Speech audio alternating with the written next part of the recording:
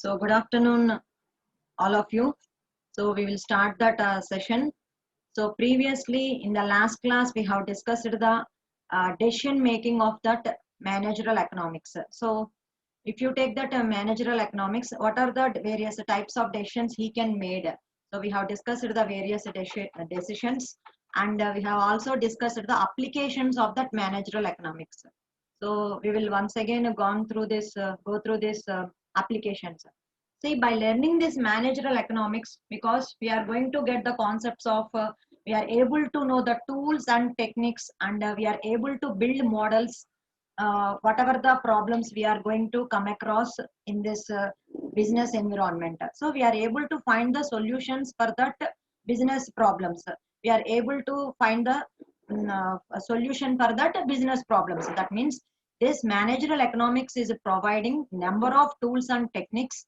These, by using these tools and techniques, we are able to build the models, and with that models we are going to solve that problems which we are come across in the real time situations or in any business.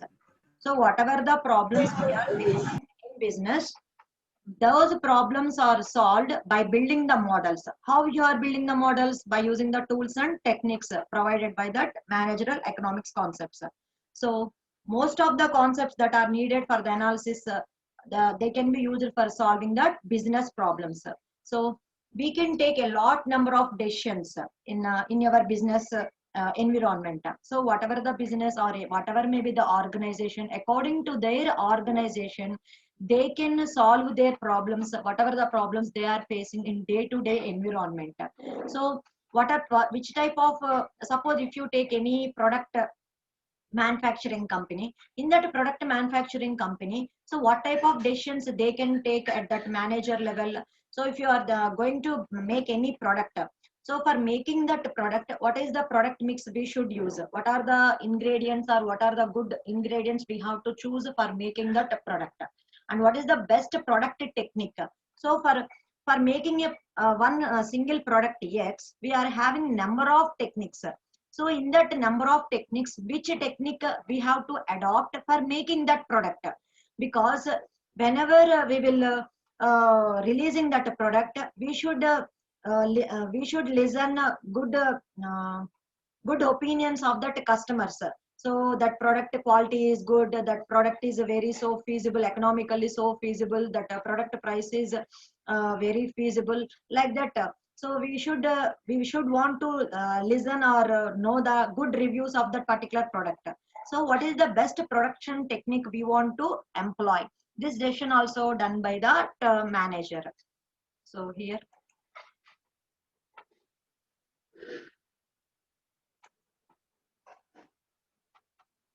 so in this I have explained the things. Next, so what should be the level of output and price for that product? So here, when you are going to manufacture some products in your company, how many number of products you are going to manufacture, and what is the quantity? It is nothing but quantity. How much quantity you are going to produce with your manpower and machinery? So whatever the machinery available with you, and whatever the manpower available with you, and whatever the resources available with you, these are the things internally comes when you are going to produce some production, when you are going to do the production. So what is the level of output and price for that product? So based on your conditions and based on the things, so you should give some price for that product. So how to make investment decisions? So when you want to take any investment, so for doing a business, so how to take that investment decisions? These are all things we can get by learning that managerial economics. If you learn the managerial economics, we will get the thorough knowledge about this, all these concepts for doing a business. Okay. So again, the managerial economics is also help us to understand the economic behavior of the individuals. So we are able to know that economic behavior of that individual also. We are able to understand that economic behavior of the individuals also. So again, the manager, if you learn the managerial economics, it is going to give the knowledge about the working of that economic system. That means how your business is going to be running, whether it is running in a loss environment, whether it is running in a profit environment. So how your microeconomics variables are going to be affected, and how you are affecting the macroeconomics, how you are going to affect that environment. These are the things we are able to understand. So the managerial economics helps us to explain the working of that economic system, how your economic system is going to be working. These things we can understand by learning the managerial economics. These things will be helpful when you learn the managerial economics. Up to this, we have discussed in the previous class. So I'm moving to that new topic for the today's session. Relation with other subjects. So by learning this managerial economics, we are able to get that concepts for handling a business or for running any organization. Some management skills we are getting, we are gaining some management skills. So is there any relation for this subject with any other subjects? Whether this managerial economics is related with any other subjects. Now we will see the one by one. So what is the relation of this managerial economic subject with other subjects? How that other subjects are also helpful when you are when you are maintaining any organization, or when you are maintaining any manufacturing company, or when you are dealing anything. So that along with that managerial economics, how other subjects are also helpful in this thing. So managerial economics is also going to take the help of the other subjects also. Ma, am I audible? Am I audible? Okay. So managerial economics is going to take the help of other subjects. What are that other subjects? We will discuss one by one. Managerial economics and traditional economics. So here, before learning that managerial economics, we should learn the concepts of the traditional economics. So how these two are related? Because economics is also already we have defined that it is a social science which is going to give the knowledge about that distribution, consumption, and production. How we are going to do the production, how we are consuming consumption, how the consumption will be done, how we are distributing the goods. And it is also going to study about the human behavior, so with respect to their wants. So here these two are very much related. With that concepts, we can better understand that managerial economics. Now, because suppose how they are related means, when you are going for engineering, whatever the engineering you are learning, it may be electrical engineering, or whatever it may be mechanical engineering, or whatever it may be electronics engineering. A physics subject is much related with the engineering subjects. So whatever the branch you are taking. So how that physics subject is related to your engineering branch, like that your economics is also related with your managerial economics. I will take another example. Suppose if you go for medicine, when you want to do the medicine, how the biology is related with your medicine. For doing that MBBS, how your biology subject is related with that medicine, like that your economics subject is related with that managerial economics. In that way, those both two are related. Because when you learn the traditional economics, it is giving some certain type of concepts, methods, and principles.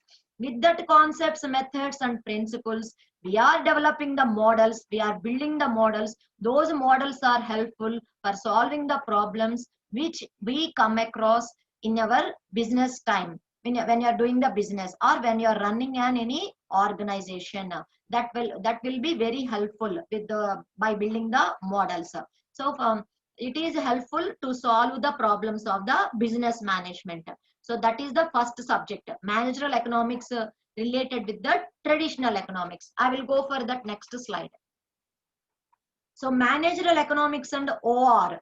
OR is nothing but operation research. How that operation research will be helpful in managerial economics with this subject. Because OR is nothing but it is an activity. It is an activity provided by learning that operation research methodologies. Because so individually a manager in a company is not because he is learning the things in a theoretical manner. Suppose if you do that operational research, if you learn the concepts of operational research, it is an activity provided. That means how to perform the things in a practical manner. That knowledge will be embedded with this managerial economics. So whatever the knowledge we theoretically learned, those concepts along with that operation research methodologies which you learn, that will be helpful to solve the problems in a practical manner. So operational research is an activity which is provided in the form for solving the problems. So what are the things we require in this? The tools of operation research, like that means when you learn the subject of OR, generally for engineering people, that means whatever may be the branch, whether it may be mechanical, triple E, electrical, electronics, and computer science or IT. So all the branches should, they are having OR subject. So according to your JNTU curriculum, you are not having your OR subject. Generally, if you go for AU curriculum, we are having the OR subject also. So in OR, we are going to learn linear programming method, transportation models, and queuing to, theory models. So by learning such type of models, this will help the managers to take the right decisions at the right time. So because that those managers are learning a managerial economics, that will give that knowledge about that in theoretical point of view only. When you learn the OR also, it will give that suggestions in a practical implementation view. So we will take the right decisions at the right time when you are getting a problem in your organization or in your business. So in that way, that OR is very helpful, uh, and it is very much related with your managerial economics. That is the second heading. Next, we will go for managerial economics in statistics. We will go for managerial economics in statistics. This one, managerial economics and statistics. So statistics learning is also very important. We all much well known about that statistical concepts. Which type of statistical concepts are helpful in managerial economics? Because by learning statistics, we are able to get that knowledge of probability, correlations, and interpolation concepts. So we are going, by using the correlation, we are going to find out the relationship between the things, whether this X is related with Y or Y is related with Z. In your business, these relationships we need to find out very much important, and we have to take some probability things. We have to identify the probability of the things. So interpolation concepts. So these concepts we learn by using the statistics. So by using these concepts, when you use these concepts in manager along with the managerial economics, we can solve certain type of problems which we come across in your organization or in a business also. So by learning statistics also, the concepts of statistics are going to help to solve the problems which we come across in your business. So again, we are saying that the concept of statistics are very much helpful in taking the decisions at the right time. So that way, the statistics is also very important. So what are the subjects we are studied till now? The first one is the traditional economics. The first one. The second one, when managerial economics is combined with OR. Again, we need to know the concepts of operation research. Again, we need to concepts of statistics. What are the other subjects related? We will see.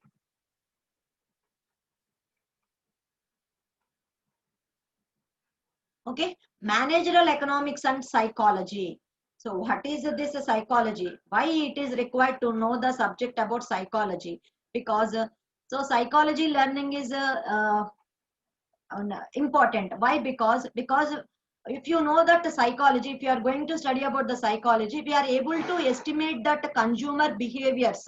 So not only that consumers behaviors, so you are working in an environment. So I'm having an organization. I want to study the mentality of that employees and people who are working under my control. So different types of peoples are there, teaching and non-teaching staff, administrative staff, different types of NMRs. So all these people I have to work out. I have to mingle with that and I have to work out with that people. So I have to study the behavior and how they are reacting, how they are understanding. I want to know the behaviors. So if you have the knowledge about the psychology, this is also contributing towards the understanding the behavior implications. So what are the when I take a certain decision, based on that certain decision, how they are going to react. I want to know that behavior implications, attitudes, how the attitudes of the customers, or how the attitudes of the labor, or how the attitudes of the employees are going to be changed. And I need to motivate those persons. Suppose if I come across any problem, or I have to do the production in a less time. So I am handling one manufacturing company, so I am having only 20 days of time. In that 20 days of time, I have to manufacture so much of number of products. So with my help of my manpower only and the machinery only, I can do the things. So I have to motivate my people, and I have to motivate the employees for making the result in a good way. That means whatever the target I have taken, so for fulfilling my target or for reaching my goal, I have to motivate the employees for doing that.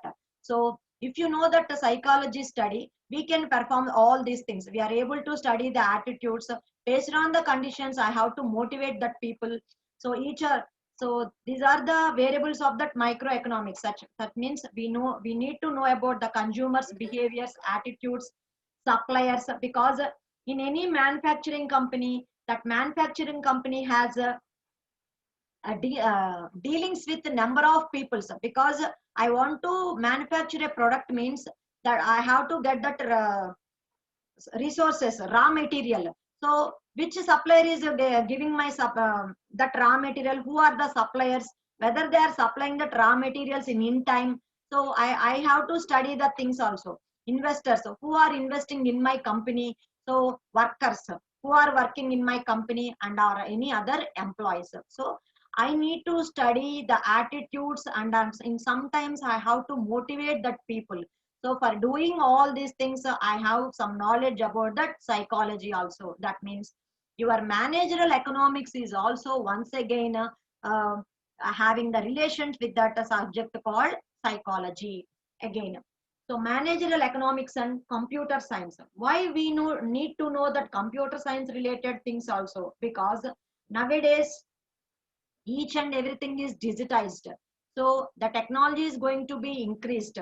So with that developing of technology, if you want to make the things in a faster way, I have to adopt new machinery, or every time I have to maintain the data in an our accounts or whatever it may be on a system. So previously they have written in books, or they have maintained the records in that way. So everything I need to maintain in systems, and I have to transfer them whenever I require to one location to the another location.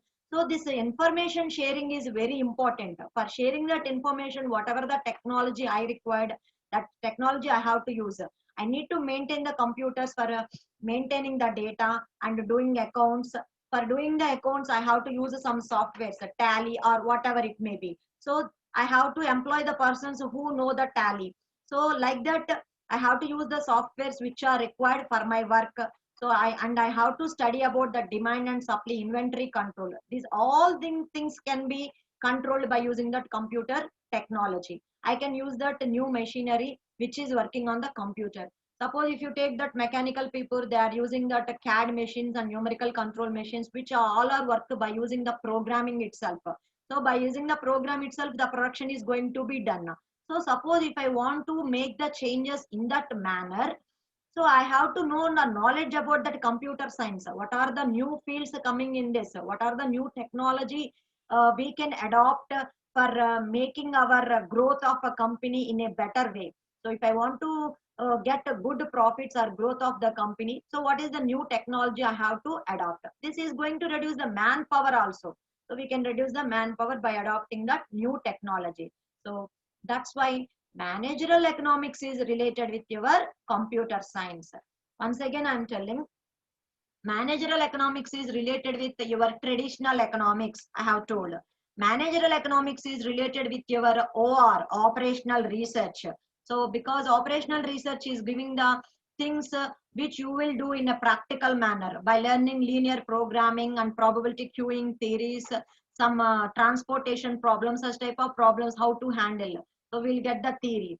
And how your managerial economics related with the statistics, we have seen. How your managerial economics is related with psychology. and how your managerial economics is related with computer science. Again, I'm moving to that another slide. So managerial economics and mathematics. So why we need the basics of mathematics concepts also? Because the branches of mathematics which are generally used by a managerial economics are geometry, algebra, and calculus. Because for doing certain type of problems, for handling certain type of problems, the managerial economics subject also need a certain concepts like geometry, algebra, and calculus. That's why that managerial economics subject is also combined with your mathematics subject. That your managerial economics is also combined with your mathematics subject. That is the thing.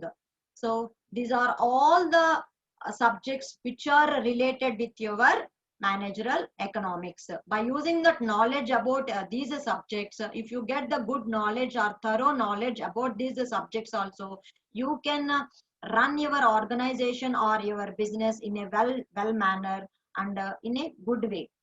That is the thing. Now I'm concluding this topic, how the relation of managerial economics with the other subjects. That is the concept. I'm moving to the another topic. Have you any doubts about this topic? Have you any doubts? If you have any problem, I will explain this. I'm moving to the another topic. Next, functions of that managerial economist. So in your organization, we are having one managerial economist. So what are the functions of this managerial economist? So what this managerial economics do? Macro forecasting for demand and supply. So in your company or in your organization, we are having micro variables called demand and supply. So not only along for your company demand, in a total country or state level or city level, you have to forecast the things. So what is the future demand in a coming 1 year? What the people or consumers are going to demand for which type of products, and what is the supply we have to take. See here, consumers behaviors are going to be changed day to day. Everything is going to be changed. So whatever the product I am using nowadays for 2 years, I may not use the same product for the next year. Suppose I am using a product, my mobile phone Samsung company. So I am not interested in this Samsung. I want to change. I want to go for new other product or new brand. So which type of products I am going to prefer? For what reasons? So the managerial economist he must has the ability to forecast for the demand and supply. Next, production planning at micro and macro levels. So in his organization, how to plan the production.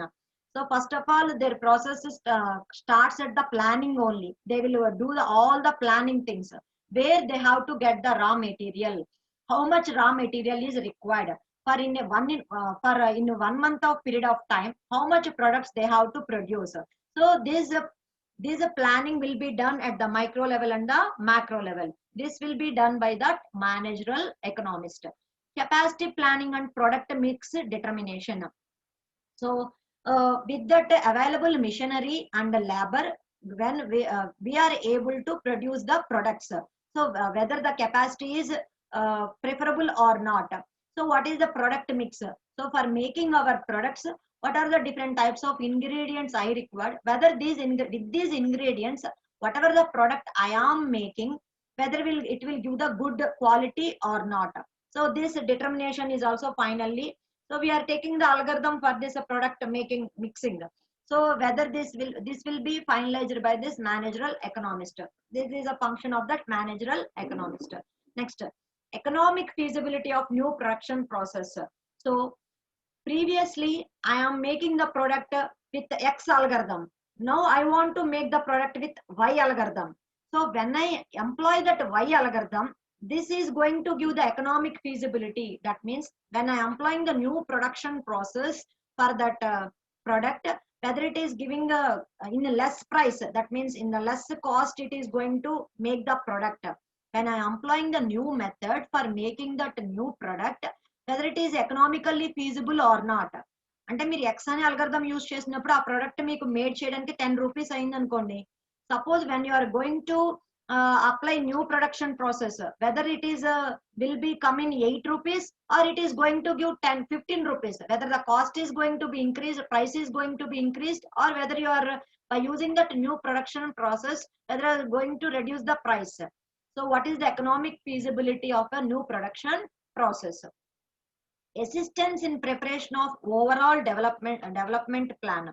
So here the managerial economist is going to assist. That means he is going to help the preparation of overall development plan. So when you are developing that overall plan, he will give the suggestions and he will assist with his knowledge. Whatever the knowledge he is having, with his knowledge, he is assisting in preparing the total plan, in preparation of the overall development plan.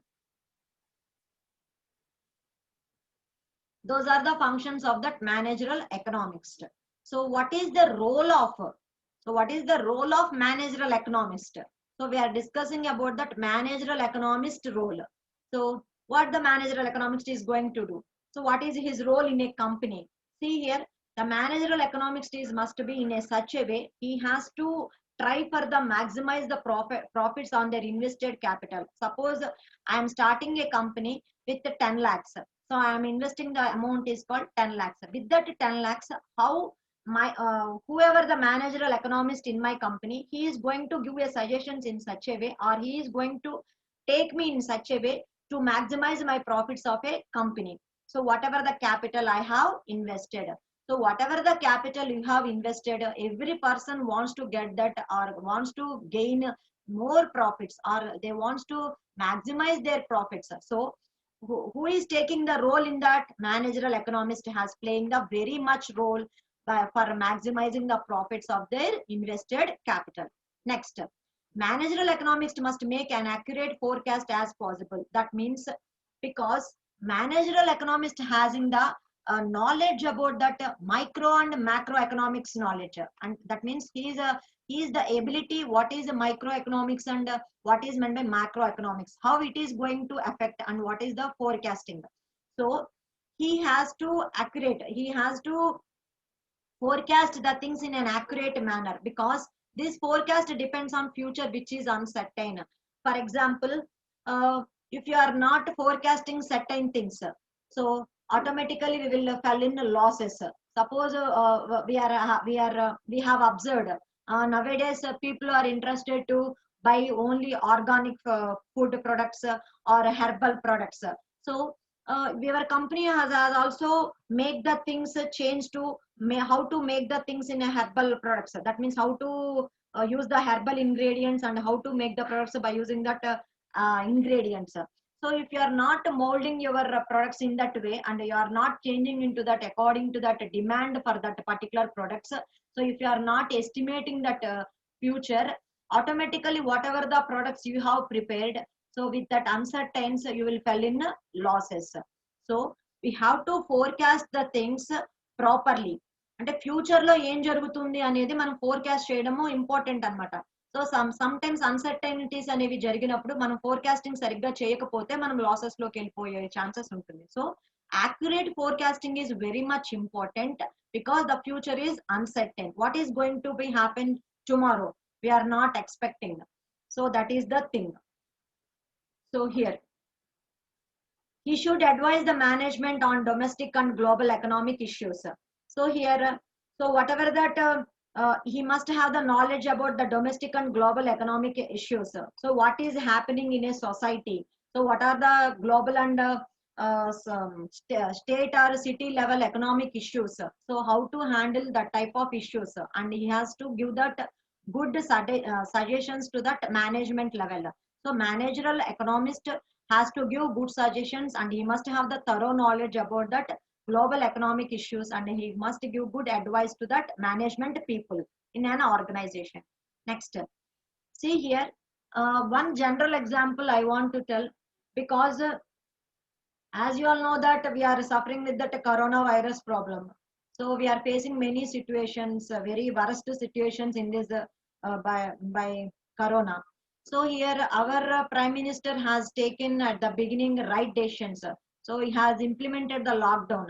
So by using that lockdown only, we have controlled that spreading of that coronavirus. That means at the right time, he has taken a good decision for implementing that lockdown. So like that, we have to forecast the future.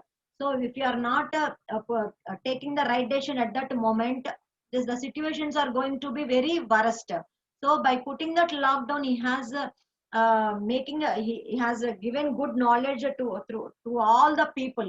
He has given good thorough knowledge about that coronavirus, how it is going to be spread, what are the precautions each and every person has to take, how to avoid spreading of that coronavirus. So whenever the certain we didn't expect that uncertainty of coronavirus. So we didn't expect that virus is coming into our country. This is going to spoil our lives. This is going to spoil our economy. So everything are going to be worst. So for making certain type of decisions, we are going to control the things. So that is one example we can also handle. So here, the managerial economics has to maintain contact with the data sources also. So whatever the data we are maintaining, that means we are maintaining some account details or another raw material details or inventory maintenance details.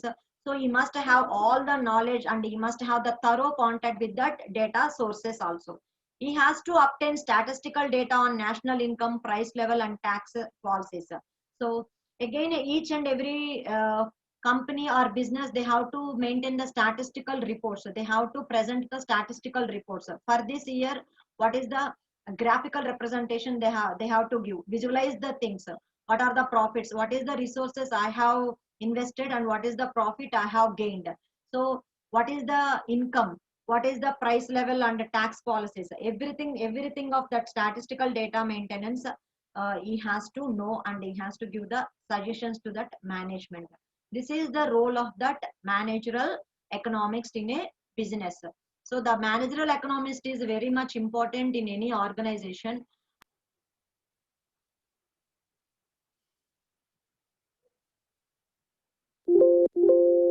Now we are going to discuss about very important point of view in our examination point of view. That concept is called demand analysis. Generally, in the social studies at the beginning of your school level, we will study what is meant by demand. Okay, so everybody know what is a demand. So what, why we need to learn the demand, what is the reason for learning the demand concept, what are the reasons for learning that demand concept? Because if you know the demand concept only, then we can uh, uh, know what which type of products we are going to produce and what is the supply of that products. These are the things we are able to know. So without the knowledge of demand, because demand is the start of basis for starting any business. If I want to start any business, so we must know what is demand. So the basics of demand are very much important for starting any business. So as the product decision and amount of a product you are going to produce, that means which type of product you are going to produce and what is the quantity of product you are going to produce. So for getting such type of knowledge, by learning the demand concepts, are we are able to know that. So demand learning is very important in that way. Here how we can define the demand అనేది మనం చూద్దాం. So demand in economics means effective demand. We can define that demand as a effective demand because it can be defined as a desire backed by willingness and ability to pay for a particular product. That means when we say a particular product has a demand is more, suppose if I want to buy a product, first of all I must have a desire. If I want to buy a product means I'm going to buy a particular product means I must have that desire. Next I must have the willingness to buy that product and I must have the ability to pay the product. That means I am having the money to buy the product, but I am not having the desire to buy the product. Without a desire, can I buy the product if I am having the money? No. So for buying a particular product, three things are very important because that's why the demand can be defined as an effective demand, which can be defined as a desire backed by willingness and ability to pay for a particular product. Which product you are going to buy? First of all, you must have a desire for buying that particular product. Desire is very important. Not only desire, if I am having the desire, but I am not having the money to buy the product, can I buy the product? No. So along with the desire, it must be backed by willingness and the ability to pay. I'm able to pay for the particular product.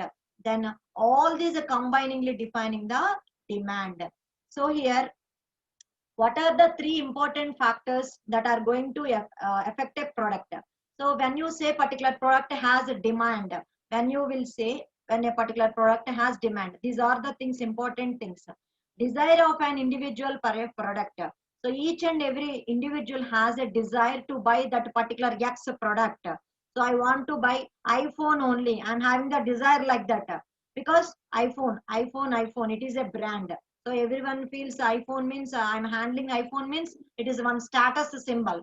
So like that, each and every person has such a desire for having an individual for a product. Not only that desire, I get iPhone. I must have the money also to buy that product. So with that desire, ability to pay for the product. So simple desire is not giving that demand for that product. I'm able to pay for the product. I must have enough money to buy the product. And money unna saripodu. Illi dani konali. That willingness to pay for the product. So not having that enough money, I have having that willingness to buy that product. So these are all things makes a demand for a product. So what are the three things are required for making a demand for a product? Desire of an individual, ability to pay for the product, and willingness to pay for the product. These are all the three things are required to make a demand for a product. Hope you understood the what is meant by demand. Again, two different economists has given different definitions for the demand. What are the definitions? Demand means the various quantities of a good that would be purchased per time period at different prices in a given market. That means demand is nothing but we are purchasing different quantities of goods. So according to our purpose, we require different types of goods in different types of situations. So that would be purchased per a time period. Some X good will be purchased for a particular time period. Some Y good will be purchased a particular time period at different prices in a given market. This is called demand. That means the various quantities of good that would be purchased per time period at different prices in a given market. That will give you the demand. That means suppose by seeing the advertisement for the Boost, so for drinking milk, so you know the Boost product. So that advertisement is given by previously Sachin Tendulkar. Later it was given by, the advertisement is given by person Virat Kohli. So by seeing that advertisements, more are impressed and going to buy the Boost product. So this will be done for certain period of time only. So some persons are going to be attracted by the advertisements and are going to buy that particular product. So not only that advertisement is leading them to buy that particular product. So they are the some another factors which are going to be affected to buy that particular leading the situations to buy that particular product. So demand is nothing but various quantities of a good that would be purchased. So different types of goods we are purchasing in a particular time period at different prices is called a demand outundi. So we mean the quantity of a commodity that will be purchased at a particular price, not merely desire of a thing. In some cases, not only based on the desire of a thing. So we are going to purchase a certain things in a particular period of time.